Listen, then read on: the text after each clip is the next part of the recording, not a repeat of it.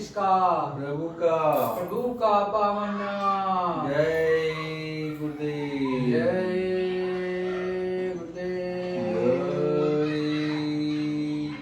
जय गुरुदेव। प्रभु का पावन और प्यारा नाम। जय गुरुदेव। जय गुरुदेव नाम किसका? प्रभु का। प्रभु का पावन नाम। जय गुरुदेव। गुरु मोहे अपना रूप दिखाओ। गुरु मोहे अपना रूप दिखाओ।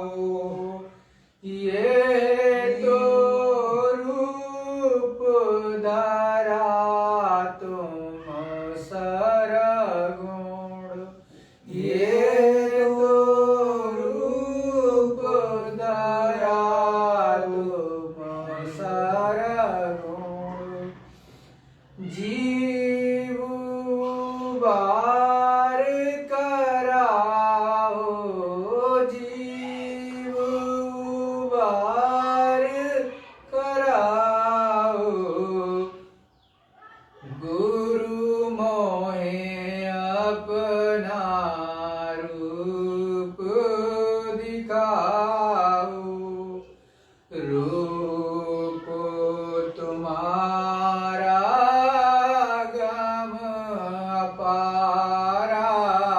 रूप तुम्हारा अगम अपारा। सोई अब दरस कराओ। सोई अब दरस कराओ।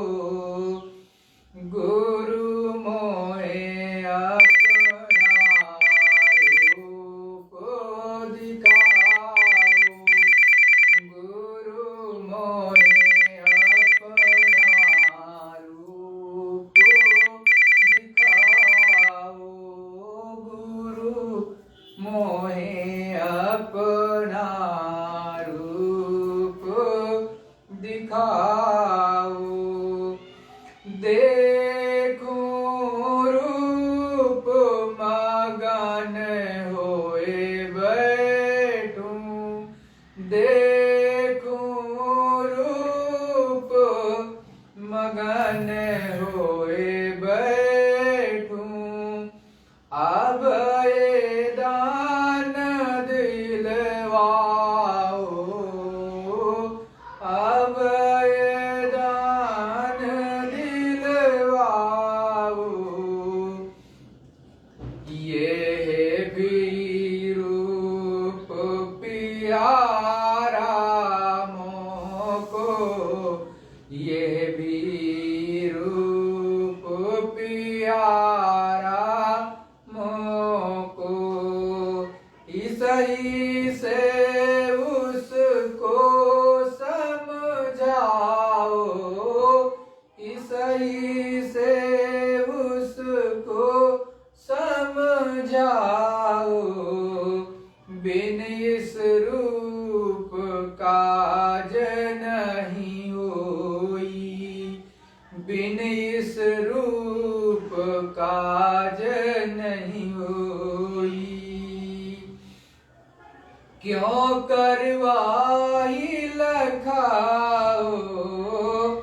पर वो भी लखाओ। ताते महिमा बारिश की। ताते महिमा बारिश की। परवा भी लखवाओ। गुरु मोहे अपना रूप दिखाओ। वो तो रूप सदा तुम धारो। वो तो रूप सदा तुम धारो। याते जीव जगाओ। याते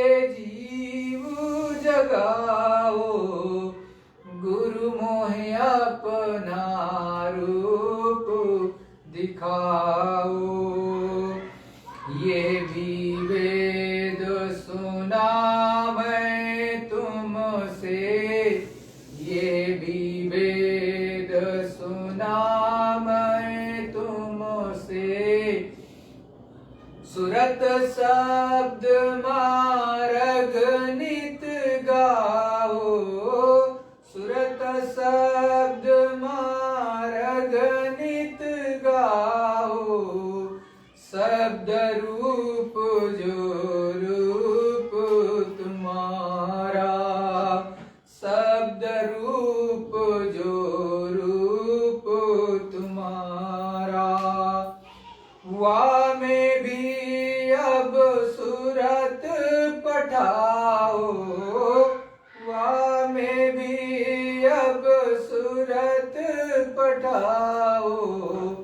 डरता रहूं मौत और दुख से, डरता रहूं मौत और दुख से। निर्भय कर अब मोहि छुड़ाओ, निर्भय कर अब मोहि छुड़ाओ।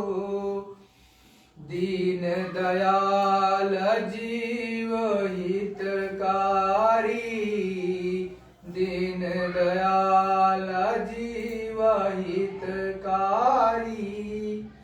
जय गुरुदेव स्वामी काज बनाओ, जय गुरुदेव स्वामी काज बनाओ। गुरु मोहे अपना रूप दिखाओ, प्रभु मेरे अपना रूप दिखाओ। स्वामी मोहे अपना रूप दिखाओ। जय गुरुदेव।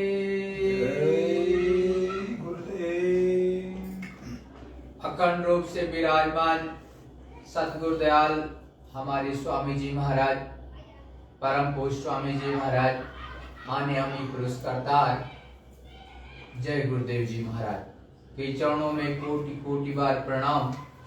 यहाँ पर उपस्थित ऑनलाइन देख रहे समस्त प्रेमी भाई बहनों से भी सादर जय।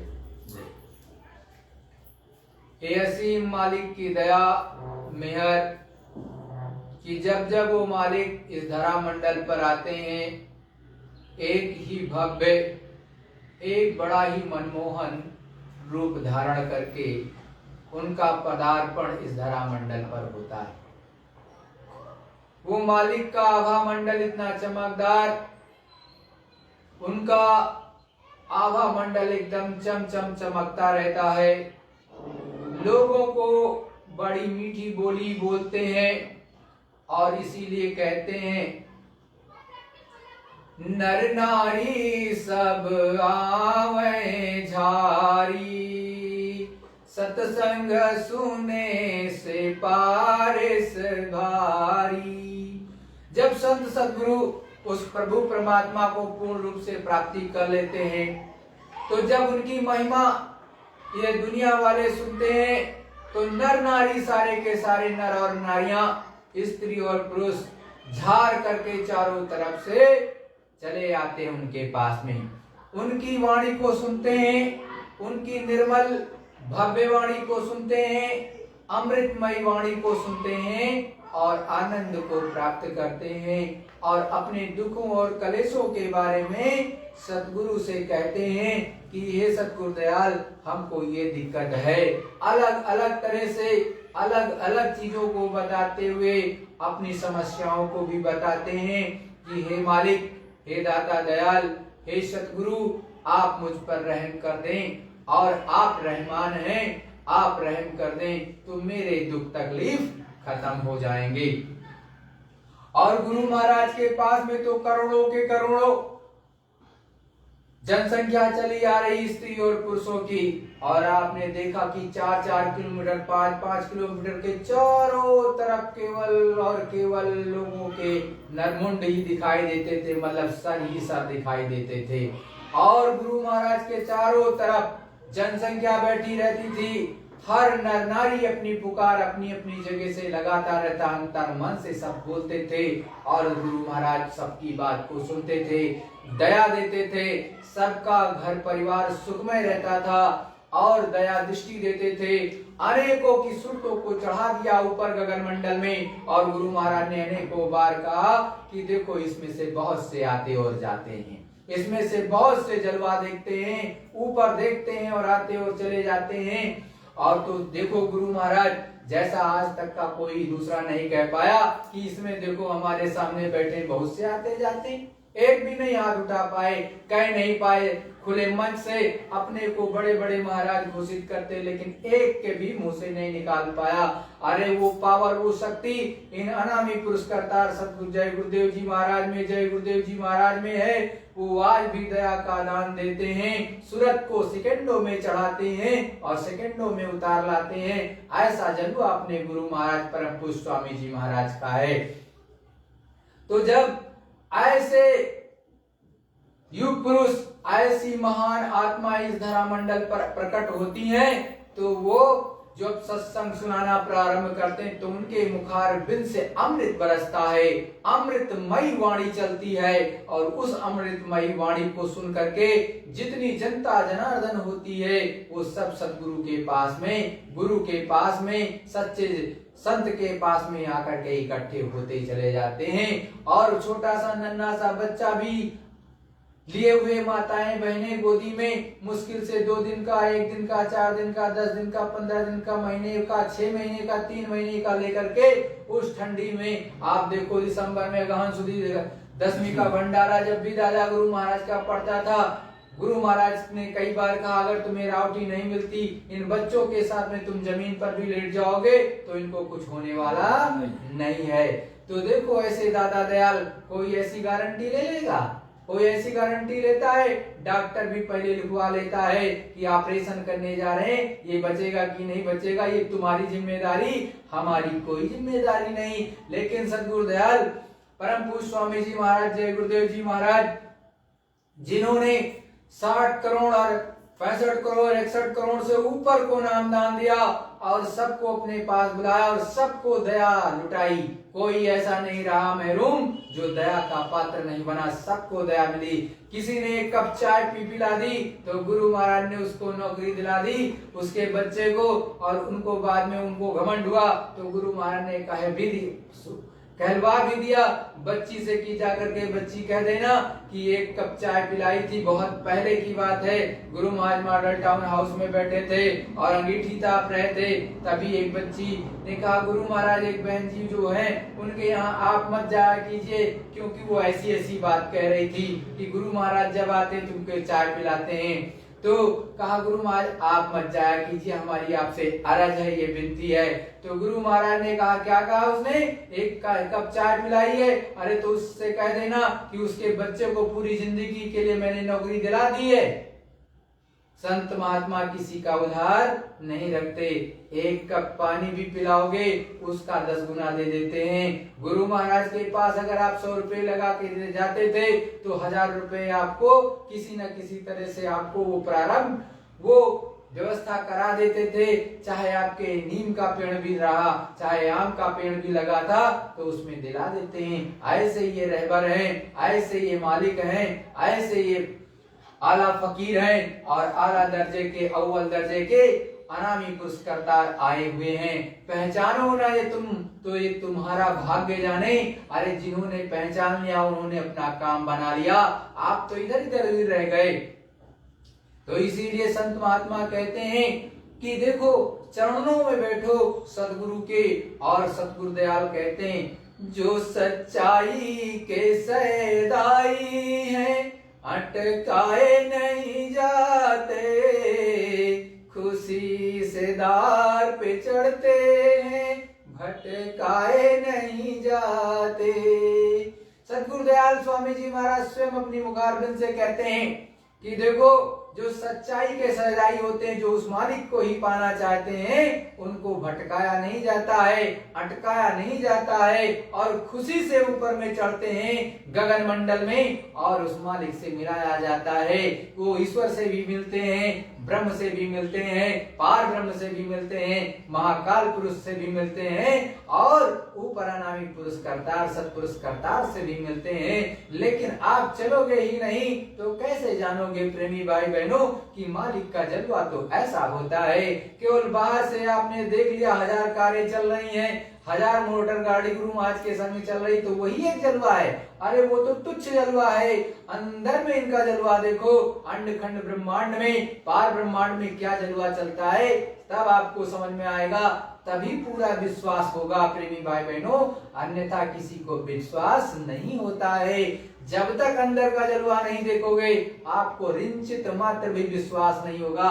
देखा देखी आप कर रहे हो कुछ भी, वो बात अलग है, लेकिन जब अंदर का जलवा देख लेते हो, अंदर में सूरज जीवात्मा चलने लगती है, तब पूरा विश्वास अपने सद्गुरु पर, अपने मालिक पर, अपने प्रभु पर होता है, अपने पिया पर होता है, अन्यथा होता नहीं है। नहीं तो गुरु मान ने कहा देखा देखी सब लोग करते हैं, देखा देखी तो देखा देखी ही कर लो, कुछ तो कर लो, कुछ तो कमाई कर लो, जहां कुछ नहीं करते वहां कुछ कर लो, तब काम बनेगा। तब ये सूरज जीवात्मा जब ऊपर की तरफ चलने लगेगी गुरु की दया लेकर के, तब काम बनेगा, नहीं तो बनेगा नहीं। तो गुरु के चरणों में बैठो और दया की भीख मांगते रहो कि हे सच्चे सद्गुरु, हे सच्चे मालिक, आप मुझ पर दया कर दो और मेरी सूरज जीवात्मा का कल्याण हो जाए और जो वो आवाज आ रही है वो हमको सुनने को मिलने लगे। दामिनी दमक रही घट माही, वो दामिनी दमक रही है, बिजली कड़क रही है और बड़ी तेजी से आवाज हो रही है। इतनी तेज आवाज होती है कि विश्व में ऐसी कोई आवाज नहीं है। ऐसे दामिनी धमकती है, चम चम वहां प्रकाश होता रहता है और बड़ी तेजी से कड़कड़ाहट की आवाज आती है। और तो क्या कहने की आवाज है, ऊपर में इतनी बुलंद आवाज हो रही कि पूछो मत। और कहाँ हो रही, इसी घट के माही हो रही, जहां पर आपकी सूरज जीवात्मा बैठी है, यहीं से वो दरवाजा है और वहीं पर वो सच्चा कान भी है, वहीं पर सच्ची आंख भी है, वहीं पर सच्ची नाक भी है। उसके द्वारा तुम सुन सकते हो, देख सकते हो दामिन को, वो जो आपके घट में दमादम एकदम तड़ाक तड़ाक आवाजें हो रही है, उसको सुन सकते हो। बड़ी ही मीठी और सुरीली आवाज होती है, लेकिन सुनोगे तभी तो जानोगे, और जब तक सुनोगे नहीं तो कैसे जानोगे। कहते हैं घुमड़ घुमड़ कर जय घन घोरा, बाजे ताल मृदंग अनूपा। अरे घुमड़ घुमड़ करके बादलों की गड़गड़ाहट होती है और दामिनी दमकती रहती है, साथ में मृदंग की आवाज होती रहती है। बड़ा ही लुभावना, बड़ा ही सुहावना, बड़ा ही अमृतमयी वो वाणी सुनने को मिलती है। ये सद्गुरु के चरणों में बैठ के मिलता है, किसी दूसरे के चरणों में नहीं। ये परम संत, परम पूज्य, परम पिता, परम परमात्मा, अनामी पुरुष करतार जय गुरुदेव जी महाराज के चरणों में देख लो। जो ये फोटोग्राफ लगी उनका सच्चा जो स्वरूप लगा है, ये स्वरूप है। इनके चरणों में जब आप बैठोगे, नतमस्तक होगे, तब ये सुनने को मिलता है, नहीं तो सुनने उनने को नहीं मिलेगा। और तब ब्रह्म पद पे जब जाओगे, ब्रह्म के यहाँ पर, तब बादलों की गड़गड़ाहट, मृदंग की आवाज तब सुनने को मिलती है, उससे पहले नहीं मिलती है। लेकिन उसको गुरु महाराज की दया होती है तो यहीं बैठे बैठे इसी घट के अंदर यहीं से सुनाई देता है, तर तर सुनाई देता है। और उसी शब्द को पकड़ लेती है सूरज जीवात्मा और सीधे रब के सामने, उस ब्रह्म के सामने जाकर के खड़ी हो जाती है। उसी को जो है लोग अल्लाह भी कहते हैं। ऊपर में चले जाओगे तो अल्लाह मिलेंगे, खुदा के ऊपर अल्लाह के ऊपर भी है और भी बहुत कुछ है, लेकिन उसी को रब भी कहते, उसी को अपने यहाँ पर ब्रह्म कहते। लेकिन अब आप जानते नहीं हो, समझते नहीं हो, पहुंचते नहीं हो, देखा ही नहीं, तो क्या समझाओगे किसी को? अरे सतगुरु के चरणों में बैठो और उनसे समझो, उनसे दया की भीख मांगो, दीन बन जाओ, हीन बन जाओ, छोटे बन जाओ, तब तो कुछ मिलेगा, और नहीं तो फिर ऐसे रह जाओगे, कुछ मिलने वाला नहीं है। गुरु के चरणों में सब कुछ मिलता है, किसी दूसरे के चरणों में कुछ नहीं मिलता। तो गुरु के चरणों में बैठ करके उस आवाज को बड़ी बारीकी के साथ में सुनो। सुबह जल्दी उठ जाओ, 4 बजे उठ जाओ, 3 बजे उठ जाओ, नहीं तो 5 बजे उठ जाओ, 5 से 7 कर लो, 2 घंटे तो सुबह कर लो कम से कम, और 2 घंटे 1 घंटे शाम को कर लो, तो 3 घंटे कम से कम कर लो। अरे इतनी साधना कर लो तो बहुत कुछ हो जाएगा, क्योंकि 24 घंटे तो कर नहीं सकते, क्योंकि ये शरीर तो आपके साथ है ही है, ये पेट देवता है, इनके लिए भी कम करना पड़ेगा। घर में बच्चे हैं, बीबी है, उसके लिए भी थोड़ा बहुत तो कुछ करना पड़ेगा, क्योंकि कुछ ना अंश तो उनका भी खाएंगे पिएंगे ही। तो जब तक हो, जब तक आपसे हो पा रहा है तब तक कर दो, और नहीं तो जब अपना काम पूरा हो जाए तो जंगल भी जा सकते हो, ये भी गुरु महाराज ने कहा है। ऐसा ही नहीं कहा है कि नहीं जा सकते, जब अपना काम पूरा कर लो तब के लिए लेकिन कहा है, उससे पहले नहीं। जब आप पूरे हो गए, जैसे गोस्वामी जी ने 25 साल की अवस्था में आज से अंत तक उन्होंने प्राप्त कर लिया। हृदय अहीर को 26वें साल में उन्होंने पूरा कर दिया, और हृदय अहीर राजापुर में ही एक जो है सेठ के यहाँ पर मुनीमी का काम करते थे, वहां रहते थे। तो जब वो पूरे हो गए तो उनकी इच्छा हुई कि लो मैं काशी चला जाता हूँ, उनका काशी में घर था।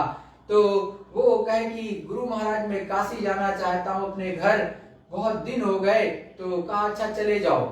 जब वो चला गया तो लगभग 10-15 दिन हो गया, तो इनकी भी इच्छा लगी नहीं, क्योंकि गुरु और शिष्य जब बहुत उच्च दर्जे के होते तो एक दूसरे के बिना रह नहीं पाते।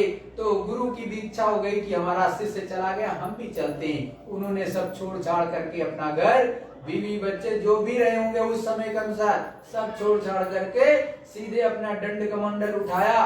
और जबकि वो कान्य कुब्ज ब्राह्मण थे, बहुत उच्च कोटि के ब्राह्मण थे, सबसे उच्च कोटि के कान्य कुब्ज ब्राह्मण होते थे।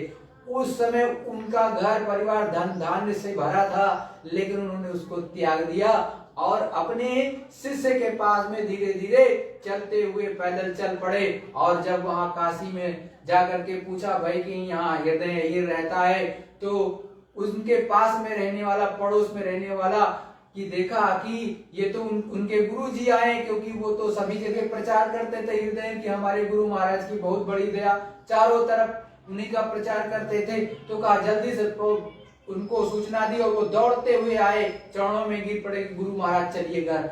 तो जहां पर वो अपना घर बना रखे थे, कुटी बना रखी थी, वहां पहले ले गए। उसके बाद उनसे विनती प्रार्थना की कहां पर आपकी कुटी बनाई जाए, तो वर्णा नदी के किनारे उन्होंने कहा, वहीं पर उन्होंने हृदय ने कुटी बना दी और वहीं पर गोस्वामी जी रहने लगे।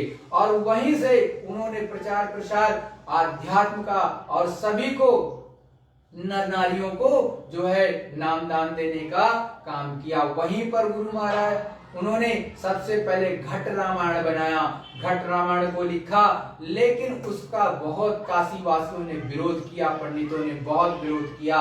तब उसको गुप्त कर दिया, कहा गुप्त भय सदग्रंथ, सदग्रंथों को गुप्त कर दिया, क्योंकि लड़ाई दंगे में तो सच्चा काम होगा नहीं। फिर उन्होंने रामचरितमानस को लिख दिया, और रामचरितमानस में जब लिख दिया तो उसको उठा करके सब 42 साल की अवस्था में लेके भाग गए कि अब तो जो है यही सब कुछ है, और उसी को पढ़ने लगे। उसमें ये नहीं पूछा इसमें लिखा क्या है, लिखा क्या ये भी नहीं पूछा उनसे। और जबकि वो काफी समय तक रहे, 40 साल तक लगभग रहे, लेकिन उनसे पूछने एक भी ब्राह्मण, एक भी पंडित नहीं आया काशी का कि क्या लिखा। और घर घर में आज रामायण पढ़ी जा रही है। अर्थ का अनर्थ लगाते हो, जब आप जानते ही नहीं हो तो कैसे काम बनेगा। इसीलिए संत महात्मा कहते हैं कि किताबों को पढ़ने से कुछ नहीं होगा। आप उसमें सीता कहाँ के लिखे हैं, राम कहाँ के लिखे हैं, जो है ऊपर में जो और सारी चीजें पात्र लिखे हैं वो कहाँ के लिखे हैं, आपको तो कुछ पता ही नहीं। जिसने लिखा है, जिसकी दिव्य दृष्टि खुली है, उसको पता है कि उसने क्या चीजें लिखी है। इसीलिए संत महात्मा कहते हैं कि संतों के चरणों में बैठो, तब कुछ काम बनेगा। इसीलिए कहते हैं नाम सनेही संत है, संत सनेही नाम। नाम को ही चाहने वाले, जपने वाले और उसमें लीन होने वाले संत होते हैं। और संत से ही प्रेम शब्द करता है, कोई इसकी दूसरे से नहीं करता। वो एक दूसरे का पर्याय है, समझ लो, एकदम से रचे बसे एक में, इस तरह से। तो वही जानकार होते हैं, वही तुम्हें सारी चीज शब्द का भेद बताएंगे, शब्द को पकड़ाएंगे, शब्द से को से जोड़ेंगे, शब्द में मिला करके ऊपर चढ़ा देंगे गगनमंडल में। लेकिन आप उनको पकड़ोगे नहीं तो कैसे काम बनेगा। इसीलिए कहते हैं कलियुग केवल नाम आधारा, सुमिर सुमिर नर उतरहि पारा। कलयुग में केवल नाम का आधार है और किसी चीज का आधार नहीं है। नाम जो शब्द आ रहा उसको पकड़ लो तो यहाँ से भव सिंधु जा पार जा सकते हो। नाम को नहीं पकड़ोगे, शब्द को नहीं पकड़ोगे तो ऊपर नहीं जा सकते हो। चाहे जितना सत्संग भी सुन लो उससे फर्क नहीं पड़ेगा, क्योंकि शब्द को पकड़ाने वाला सच्चा गुरु होता है।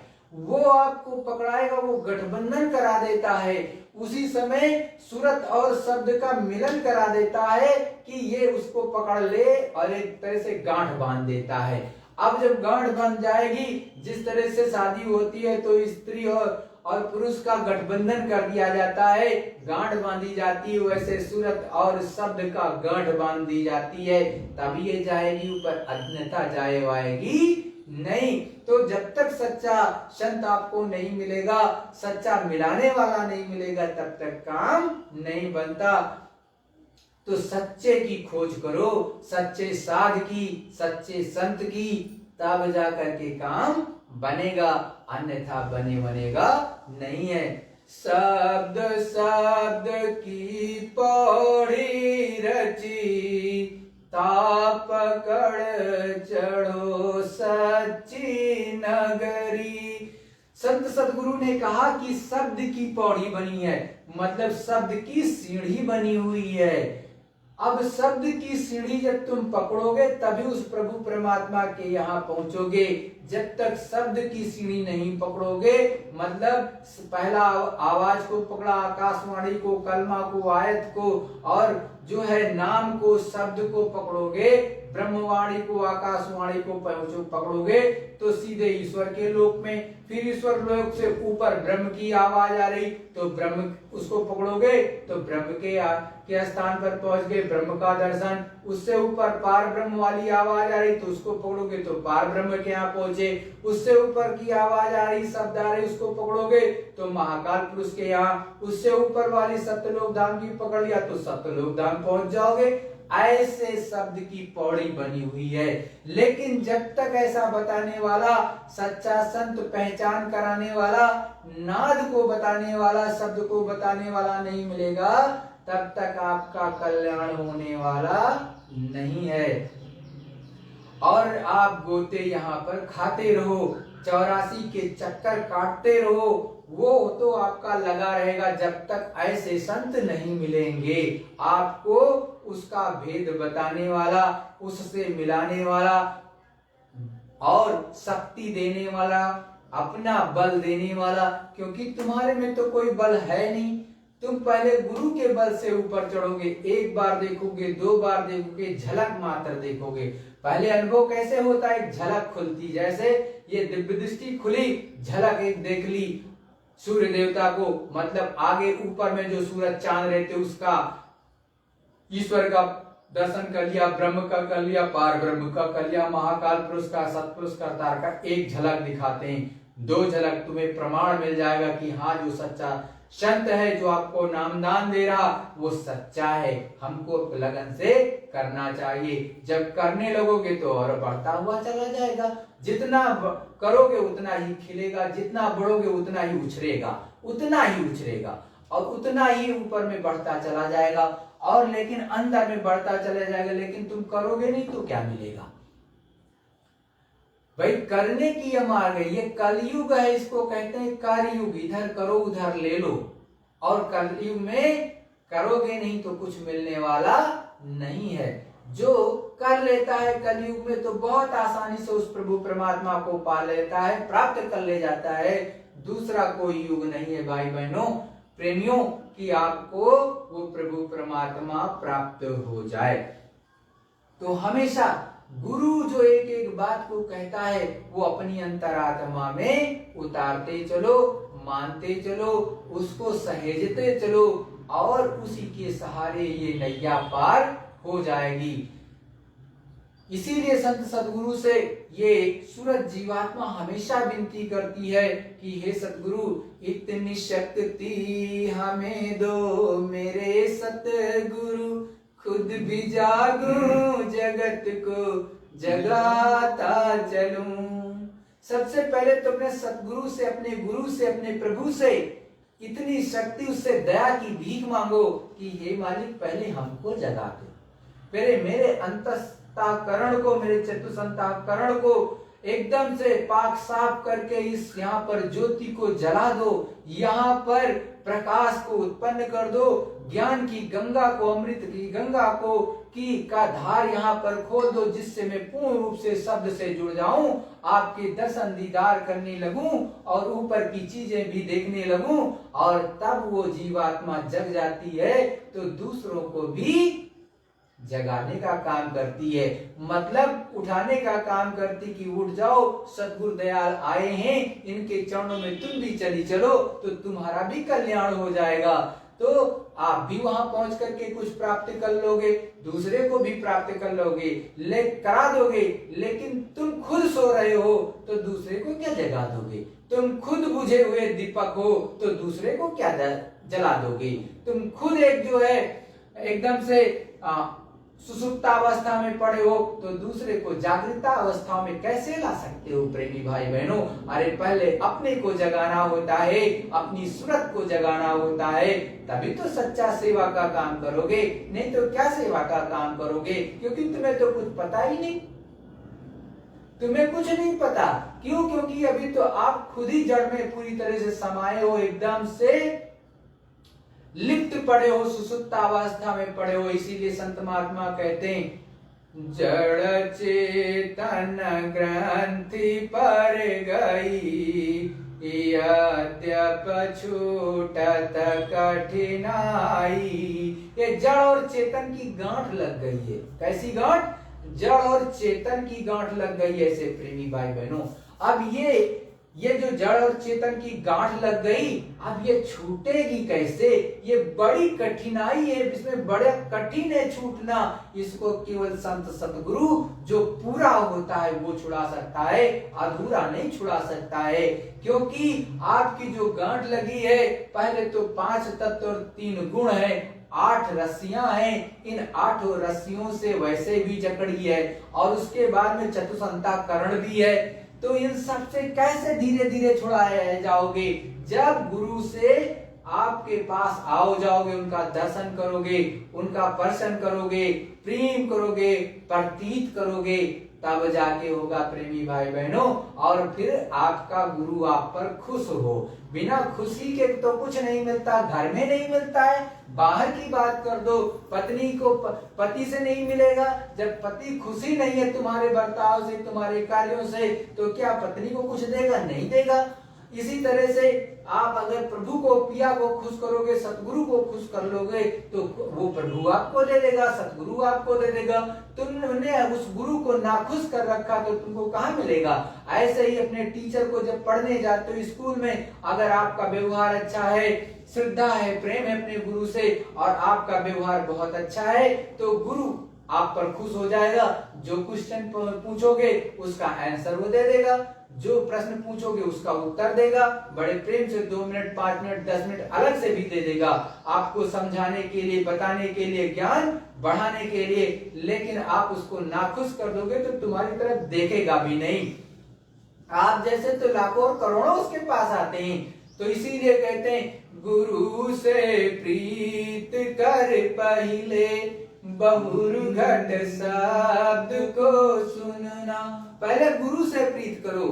किससे करो? सदगुरु से प्रीत करो, इनके चरणों में प्रीत लगाओ, तब जाकर के ऊपर बहुर, बाद में, बहुर का मतलब बाद में जाकर के घट, इस घट में शब्द को सुनने को मिलेगा, उससे पहले मिलने वाला नहीं। और आप जो है अपने गुरु के दरवाजे कहाँ बैठते हो? सदगुरु को अपने, इन गुरु महाराज को छोड़ दिए, इनको कहते हो चले गए निजधाम। ये चले गए निजधाम तो आपको शब्द सुनाई देगा।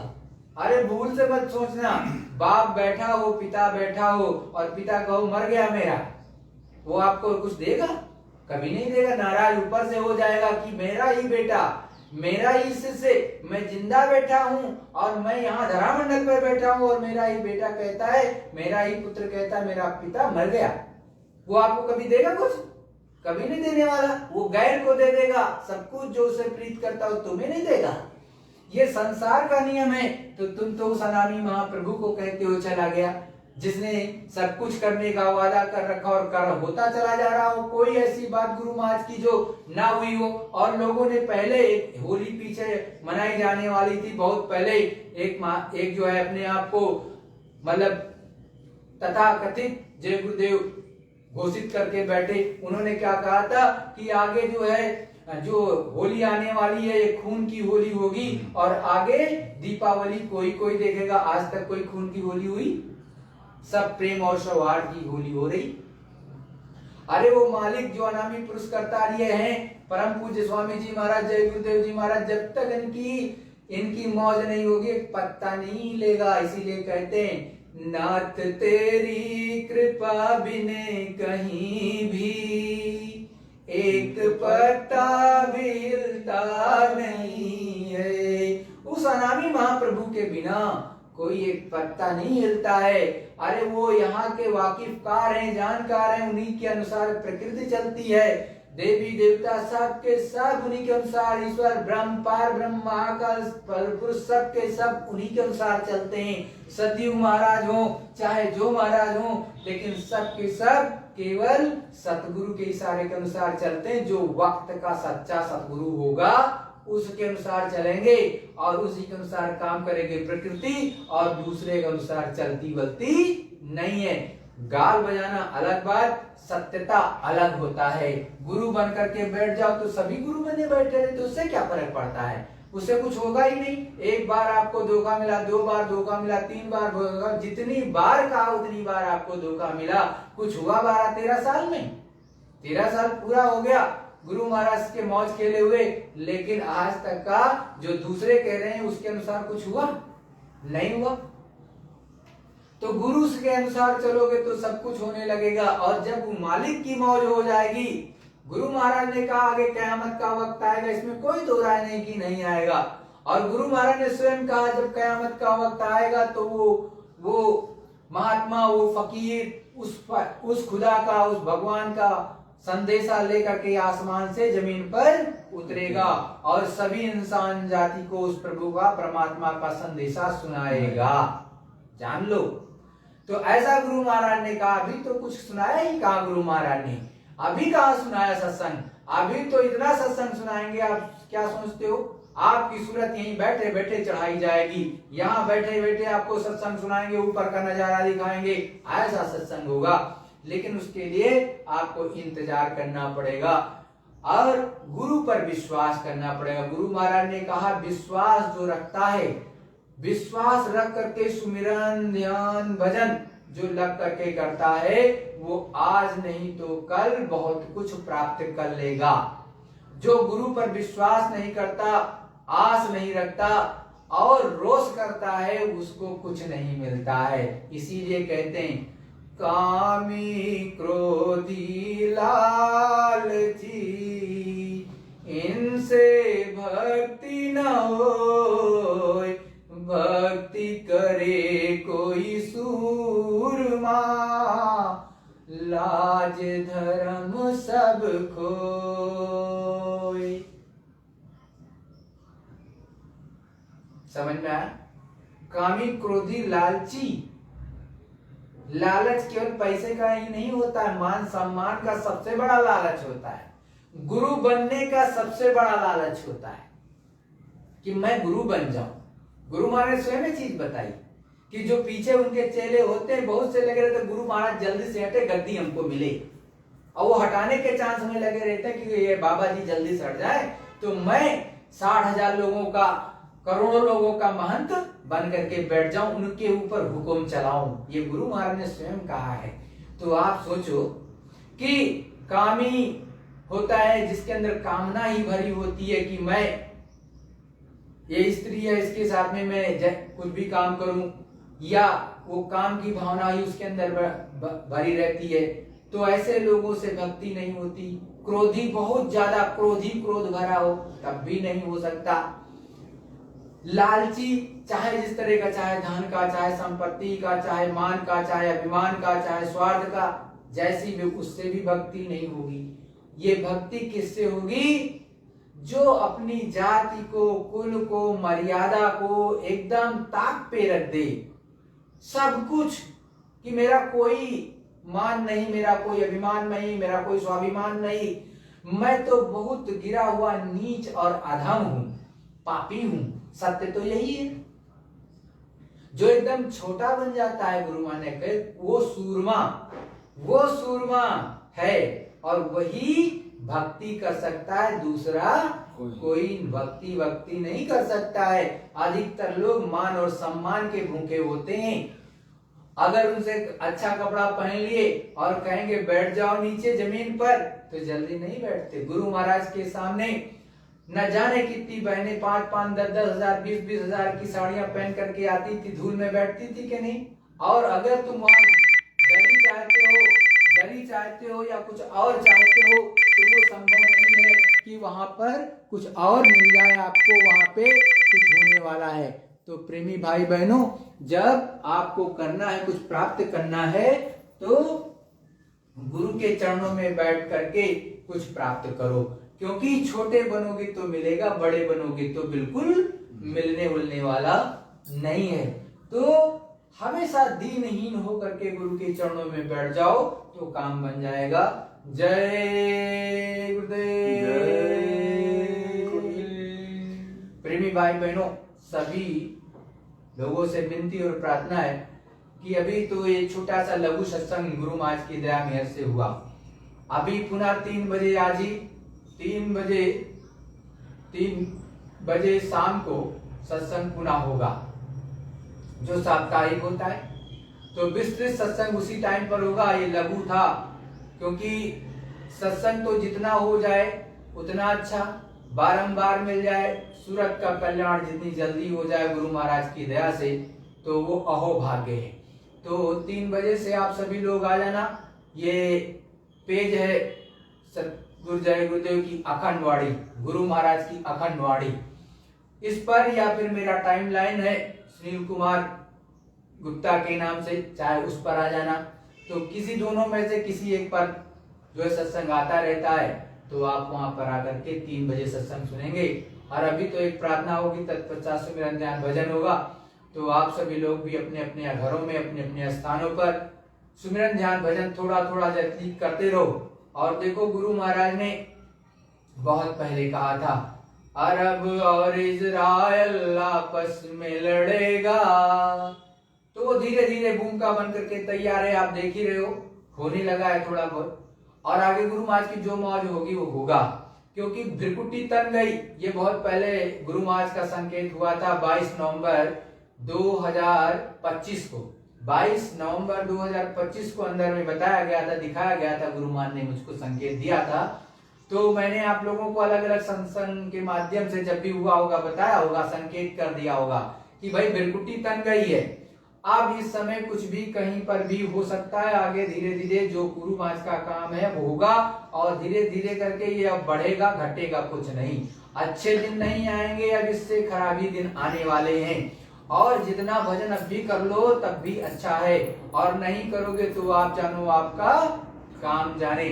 आप करोगे तो बचोगे, और नहीं करोगे तो भाई आप जानो आपका काम जाने। गुरु के संग रहोगे तो निश्चित बचोगे, शुद्ध शाकाहारी रहोगे तो निश्चित बचोगे।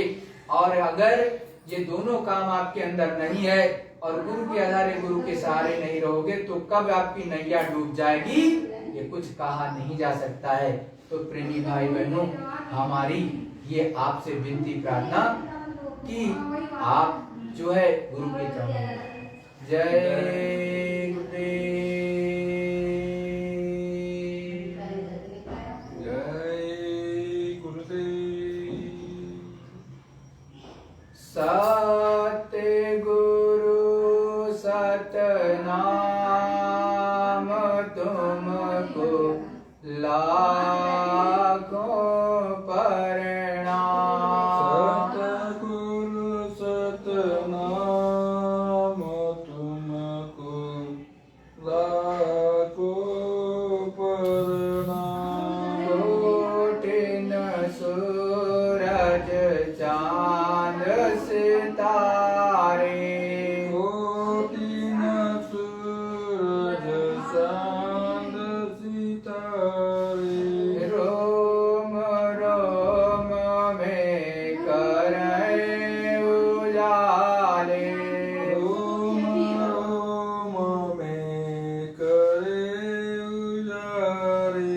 सत्य पुरुष करतार तुमको लाखों प्रणाम। सतगुरु सतनाम तुमको लाखों प्रणाम। अरबों सूरज चांद सितारे अरबों सूरज चांद सितारे रोम रोम में करें उजाले।